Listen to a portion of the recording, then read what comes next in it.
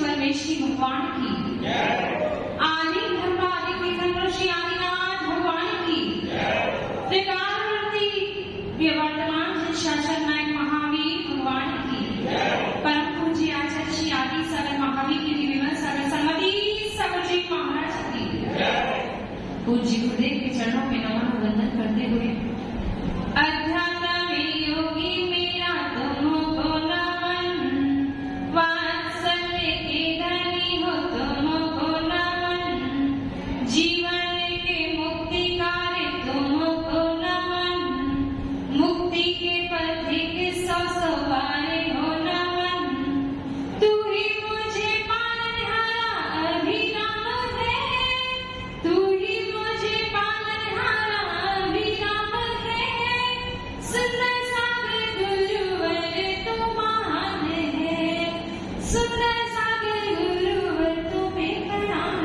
है। बड़ी मां शिक्षा दीक्षा में परम श्रद्धेय देवे तो श्री मैया भक्ताचार्य युवाचार्य आचार्य भगवंत सुंदर सागर जी महाराज की, तीन गंगा पर विराजा की, द्वादशाम जिनवाणी आचार्य शंकर की, हम सभी यहाँ पर धर्मोपदेश सुनने आए, हम सभी यहाँ जिनवाणी माँ की आवाज सुनने आए, हम सभी अपना हित करने के उद्देश्य से यहाँ आए हैं और हम सभी अपनी आत्म विशुद्धि को बढ़ाने के लिए यहाँ आए हैं।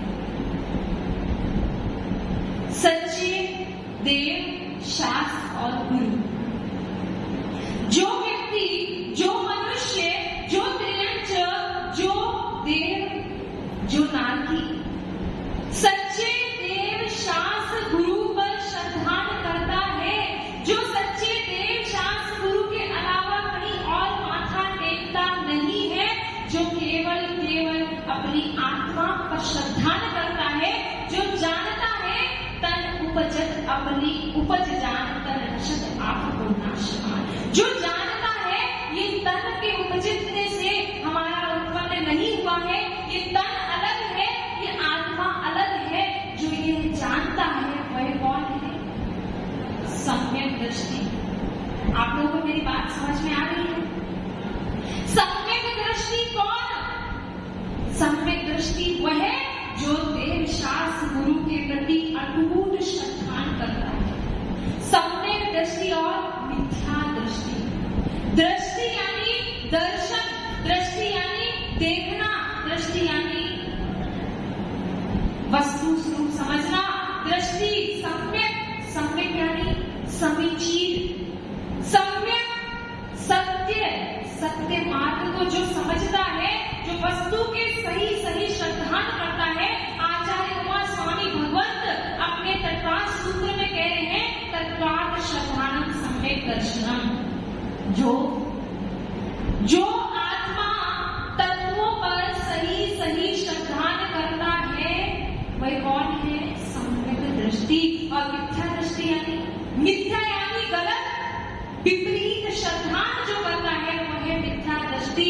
और मिथ्या दृष्टि कहता है तन उपजत अपनी उपज जान तन नशत आपको नाश।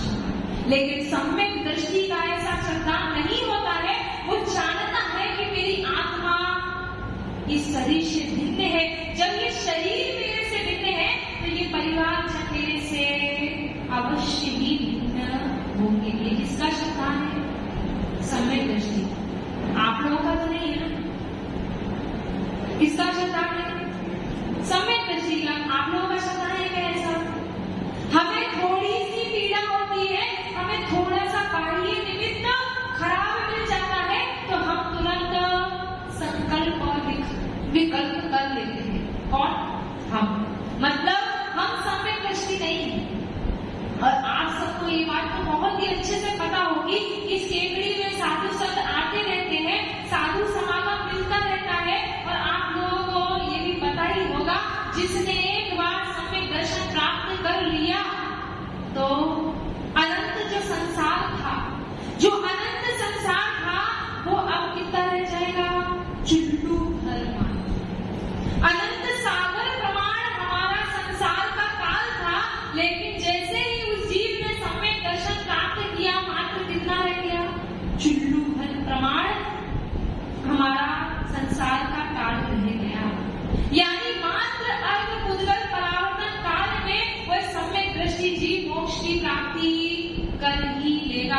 मोक्ष क्या है? मोक्ष क्या है? आत्मिक सुख, स्वात्मोपलब्धि, शिव सौख्य सिद्धि, यही है मोक्ष। मोक्ष कोई वस्तु नहीं है। मोक्ष क्या है? अपनी अनंत चतुष्टय को प्राप्त कर लेना, अपने अनंत गुणों की प्राप्ति कर लेना, यही मोक्ष है। विभाव से दूर हो जाना, यही मोक्ष है। और किसकी बात चल रही है यहाँ पर? सम्यक दृष्टि। आप लोग ध्यान पूर्वक सुनना, सम्यक दृष्टि की बात चल रही है। सच्चे देव शास्त्र गुरु। सच्चे देव कौन? जो सर्वज्ञ है, वीतरागी है, हितोपदेशी है, वह है सच्चे देव। और हम किस को सच्चे देव मानकर पूज रहे हैं? सच्चे देव वही है जो सर्वज्ञ है। कहते हैं ना, भगवान सब देख रहा है। बिल्कुल सही है, भगवान सब देख रहा है। भगवान के केवल ज्ञान रूपी दर्पण में सब कुछ झलक रहा है। भगवान समस्त द्रव्यों की समस्त पर्यायों को युगपत देखते और जानते हैं, वो है सर्वज्ञ। लेकिन हमारी तरह हम क्या करते हैं? हमें थोड़ी सी ही वस्तु का ज्ञान हो जाता है, हमें तुरंत राग और द्वेष।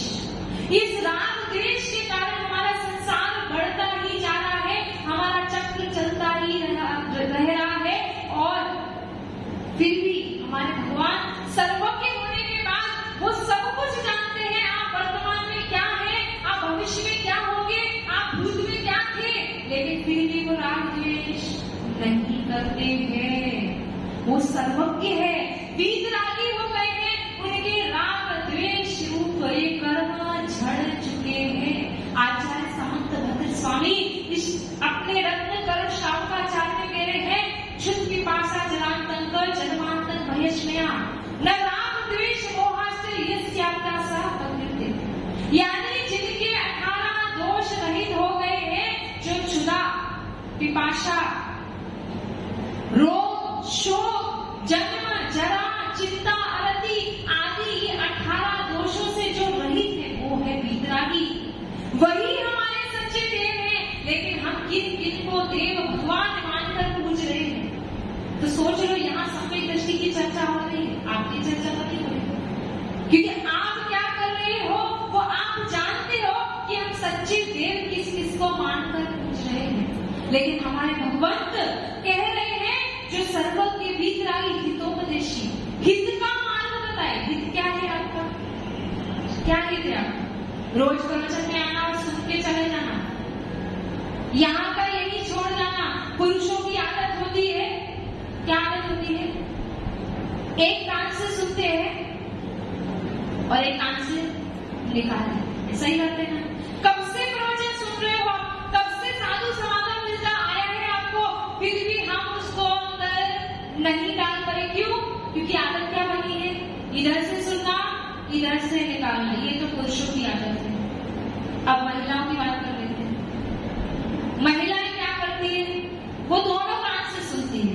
आपकी तरह नहीं है, वो बहुत अच्छी है, इसीलिए साधु संतों का चौका लगाती है, आहार कराती है। आप तो बस निवेदन करने आते हो, श्रीफल लेके आते हो, चढ़ा देते हो, काम खत्म। लेकिन महिलाएं देखो, आप इधर से सुनते हो, इधर से निकाल देते हो। और महिलाएं दोनों कानों से सुनती हैं, मगर मुख से निकाल देती हैं। बस गड़बड़ी यही हो रही है। अनादिकाल से हम जीव तत्व हैं, अनादिकाल से संसार में हैं, अनादिकाल से उपदेश सुनते आ रहे हैं, लेकिन हमने अपने अंतरंग में प्रवचनों को, गुरु उपदेश को, जिनवाणी को अंदर नहीं डाला, इसीलिए हम यही के यही है। बात समझ में आ रही है ना आप लोगों को? तो सच्चे देव जो वीतरागी, सर्वज्ञ और हितोपदेशी है। आपका हित किसमें है? भगवंत ने, आचार्यों ने 2 प्रकार का धर्म कहा है, मुनि धर्म और श्रावक धर्म। तो कम से कम पहले तो उपदेश दिया कि मुनि धर्म स्वीकार करो। सबसे पहला उपदेश, अगर हमारे पास कोई आएगा तो हम सबसे पहले उपदेश क्या देंगे? महाराज बनो, माता जी बनो। लेकिन जैसे ही दिखेगा कि यह व्यक्ति महाराज माता जी बनने के योग्य नहीं है, उसके अंदर कोई सामर्थ्य नहीं है, तब हम कहेंगे श्रावक धर्म स्वीकार करो। ये है हितोपदेश भगवंत हित का उपदेश देते हैं। ये तो हो गए हमारे सच्चे वेद। अब सच्चे शास्त्र कौन? सच्ची शास्त्र वही है जो संशय विमोह विभ्रम से रहित जो शास्त्र है, जो शास्त्र पूर्वापर विरोध से रहित है, वो है सच्चे शास्त्र। जो चिन्हवाणी माता ने कहा है वो है सच्चे शास्त्र। और सच्चे गुरु कौन? विषयाशा वशातीतो निरालंबो परिग्रह ज्ञान ध्यान तपो रत्नस तपस्वी साक्षसते। सच्चे गुरु वही है जो विषय आशाओं से रहित है, आरंभ परिग्रह से रहित है, ज्ञान ध्यान तप में लीन रहते हैं, वो है सच्चे गुरु। जो व्यक्ति, जो मनुष्य, जो सच्चे देव शास्त्र गुरु पर आस्था रखता है, अटूट श्रद्धा रखता है, उनके अलावा कहीं और माथा टेकता नहीं है, वो है सम्यक दृष्टि। ये तो व्यवहार है, व्यवहार और निश्चय। व्यवहार और निश्चय, निश्चय होता है वो वास्तविक कथन करता है, और निश्चय में वह सम्यक दृष्टि वही है बल द्रव्यते भिन्न आप में रुचि सम्यक बला है। निश्चय में सम्यक दृष्टि वही है जो समझ रहा है 6 द्रव्यों में, समस्त द्रव्यों में मेरी आत्मा निज आत्मा को छोड़कर, निज आत्मा को छोड़कर मेरा कुछ भी नहीं है, मैं भिन्न आत्मा हूँ, मैं एकाकी हूँ। जो ऐसा श्रद्धान करता है वो है निश्चय सम्यक दृष्टि।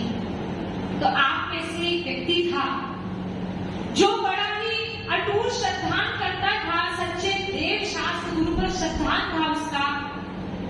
और वो जैसे आप लोग हो तो आप क्या सोचोगे हमारे बच्चे भी संस्कारित हो, लेकिन क्या यहाँ पर कोई भी बच्चे हैं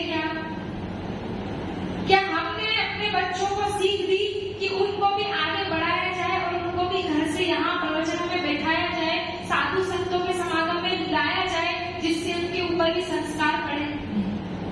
लेकिन एक व्यक्ति था, केकड़ी का ही कोई व्यक्ति था, उसने वो बहुत ही देव शास्त्र के प्रति अटूट श्रद्धा करता था, और वो अपने बेटे को हर समय सीख देता कि बेटा थोड़ा पढ़ लिख ले, महाराज माता जी के सत्संग में जाओ, ऐसा कर वैसा कर। लेकिन आजकल के बच्चों को कुछ समझ में नहीं आता। लेकिन जैसे ही उस व्यक्ति का अंतिम समय आया, और अंतिम समय आया तो अंतिम समय में उस पिता ने पुत्र से कहा कि बेटा तूने जिंदगी भर मैंने तुझे समझाया, तूने मेरी बात नहीं मानी, लेकिन अब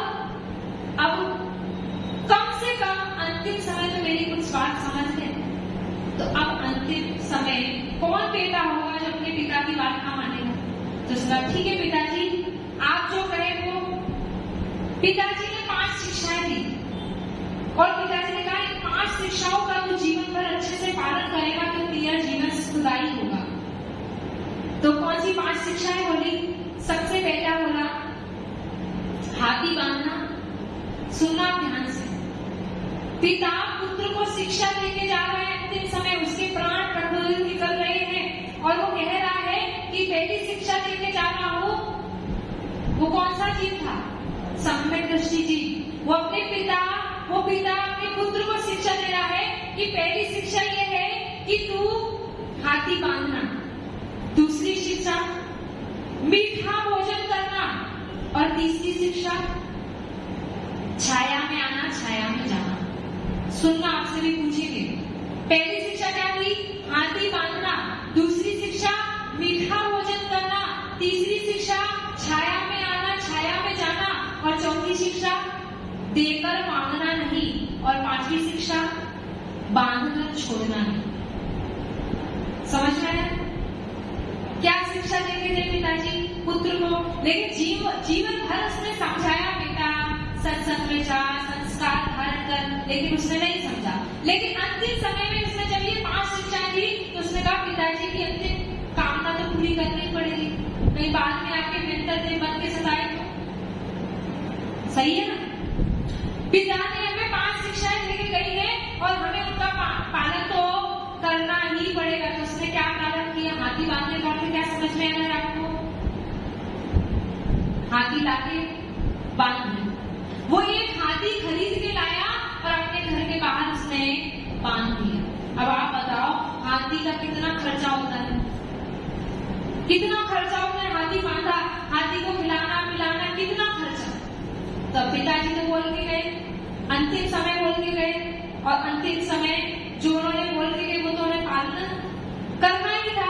हाथी लाए और बांध के रख दिया, ठीक है, ये भी इसने कर दिया। अब दूसरी शिक्षा क्या थी? मीठा भोजन करना। अब वो क्या करता? मीठा भोजन बोला है तो मीठा भोजन के लिए रोज नए नए मिष्ठान बनवाता, मिठाइयां बनवाता, और रोज रोज वही मीठा भोजन करने लगा। अब क्या होगा? ज्यादा मीठा खाएंगे क्या हो जाएगा? डायबिटीज हो जाएगी, शुगर हो जाएगी, अपना पाचन शक्ति खराब हो जाएगी। तो अब पिताजी बोलने के कैसे लगा सकते हैं, तो उसने वो भी काम कर लिया। चलो, तीसरी शिक्षा क्या थी? छाया में आना और छाया में जाना। तो अब उसने दिमाग लगाया, छाया में आना छाया में जाना क्या करना चाहिए। तो उसने क्या किया? अपने घर से कहाँ जाता था? दुकान जाता था। क्या किया उसने? अपने घर से लेके दुकान तक क्या कर लिया? ऊपर चंदवा लगवा दिया। मुनिराज का आहार बनाते क्या करते हैं? चंदवा लगवा दिया ना, छाया में आना और छाया में जाना। अपने घर से लेकर दुकान तक उसने क्या किया? चंदवा लगवा दिया। आप लोगों को यही अर्थ समझ में आ रहा होगा, आप लोग भी उनमें से ही हो एक। तो उसने भी ऐसा ही किया। अब चौथी शिक्षा क्या थी? क्या थी? देकर मांगना नहीं। अब जितने भी उसके ग्राहक दुकान पे आते वो दे देता और मांगता नहीं, सारा माल दे देता और वापस से धन जो उधारी में दिया और उसको वापस से मांगता नहीं। अब कितना घाटा हो रहा है, आप सोचो उसका जीवन कैसा जा रहा होगा। जो भी वस्तु उसने दे दी वापस से मांगता नहीं, उधारी दे दी तो उधारी कर्ज लेने जाता नहीं। 4 शिक्षा तक तो हो गई। अब उसको आई 5वीं की टेंशन, बांधना है और फिर छोड़ना है, बांध कर छोड़ना नहीं। तो उसने कहा क्या करूं ऐसा कि बांध कर छोड़ना नहीं। तो उसने दिमाग लगाया। देखो, जीवन भर पिता ने शिक्षा दी, बेटा संस्कार देने तक तो उसने समझी नहीं, और अंतिम समय थी तो उसको तो माननी पड़ेगी। अब 5वीं जो आई तो उसका दिमाग क्या चला कि उसने अपनी पत्नी की, ये खम्बा दिख रहा है आपको, अपनी पत्नी की चोटी को खम्बे से बांध दिया। आप लोगों के दिमाग में क्या क्या तर्क आ रहे थे?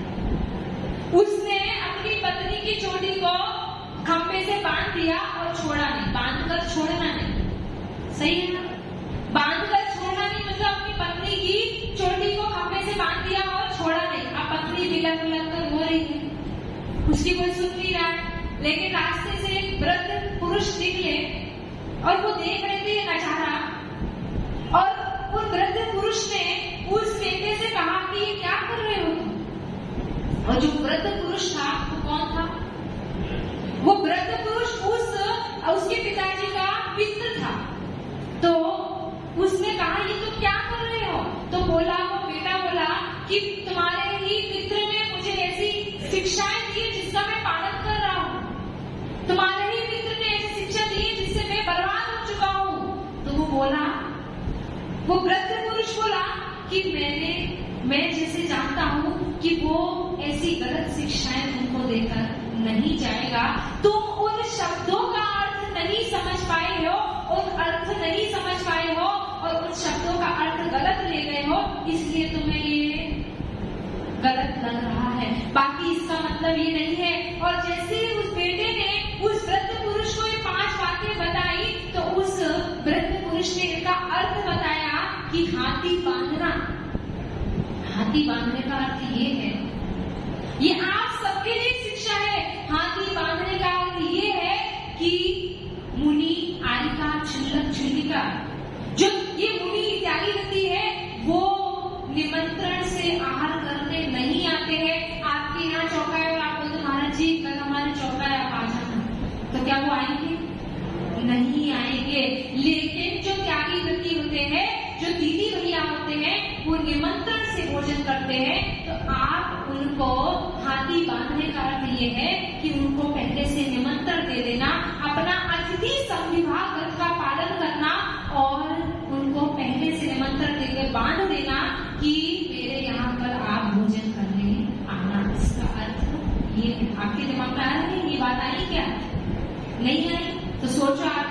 गिनती है। हाथी पालना। दूसरी शिक्षा क्या थी? मीठा भोजन करना। मीठा भोजन का अर्थ ये नहीं है कि नए नए अच्छे अच्छे पकवान मिष्ठान बनाकर भोजन करना। मीठा भोजन का अर्थ ये है कि संयम सहित भोजन करना। संयम सहित किया गया भोजन मीठा भोजन कहलाता है और संयम रहित किया हुआ भोजन मीठा भोजन नहीं कहलाता है। इसका अर्थ ये है संयम सहित इंद्रियों को संयमित करके भोजन करना। इसका अर्थ ये है अगर संयमित भोजन करोगे तो कभी डॉक्टर के पास नहीं जाना पड़ेगा।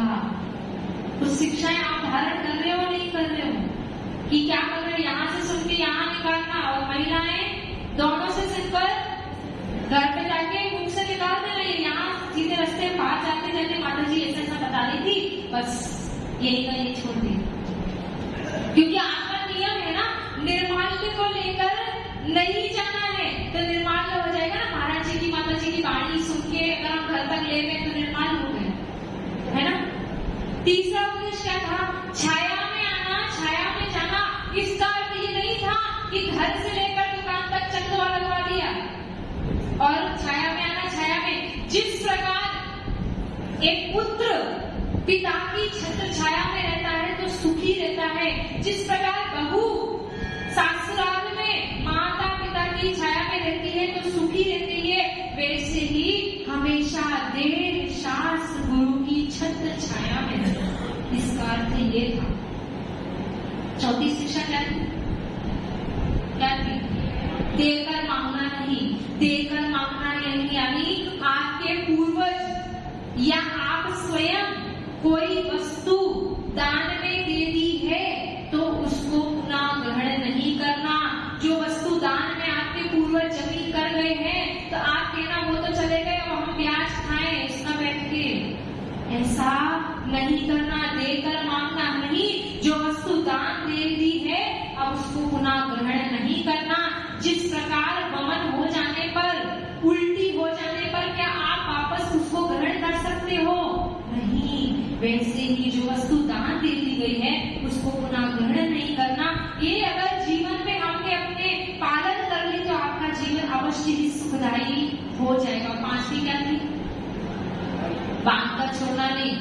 मतलब पत्नी की चोटी को खंबे से बांध देना और छोड़ना नहीं। इसका अर्थ ये नहीं था। इसका अर्थ ये था बांध कर छोड़ना नहीं यानी जो नियम आपने देव शास्त्र गुरु के समक्ष ले लिए हैं उनको वापस छोड़ना नहीं। जो नियम एक बार कर लिए हैं मरते दम तक उसका पालन करना। ये 5 शिक्षाएं थी।